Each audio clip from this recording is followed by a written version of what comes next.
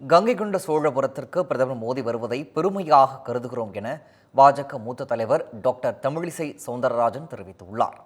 வேலூரில் செய்தியாளர்களிடம் அவர் பேசியதை மினி டாக்ஸ் பகுதியில் பார்க்கலாம். பாரத பிரதமர் 27ஆம் தேதி கங்கை கொண்ட சோழபுரத்திற்கு வருவதை நாங்கள் மிக பெருமையாக கருதுகிறோம். எனக்கு மிக்க மகிழ்ச்சி என்ன என்றால், கங்கைக்கும் காவிரிக்கும் தொடர்பு இருக்கிறது என்பதை அன்றைய சோழ வரலாறே கங்கை கொண்ட சோழபுரம் என்று பெயர் வைத்திருக்கிறார்கள். ஆக சோழ கங்கை என்றும் அதற்கு பெயர் வைத்திருக்கிறார்கள். ஆக அப்படிப்பட்ட ஒரு சோழகங்கம், அந்த சோழகங்கத்திற்கு இன்னைக்கு 12 கோடி ரூபாய் அந்த ஏரியை ஆழப்படுத்துவதற்கும் அது மூலமாக 1300 ஏக்கருக்கு மேலே பயிர் விளைவிக்கப்படும் என்பதற்காக சோழகங்கத்திற்கு 12 கோடி ரூபாய் இப்பொழுது தமிழக அரசு ஒதுக்கி இருக்கிறது.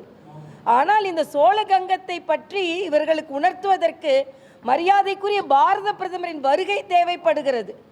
ஆக தமிழகத்தில் உள்ள பெருமையை தமிழக முதலமைச்சரை விட மரியாதைக்குரிய பாரத பிரதமர் உலகுக்கு எடுத்து சொல்லி கொண்டிருக்கிறார்.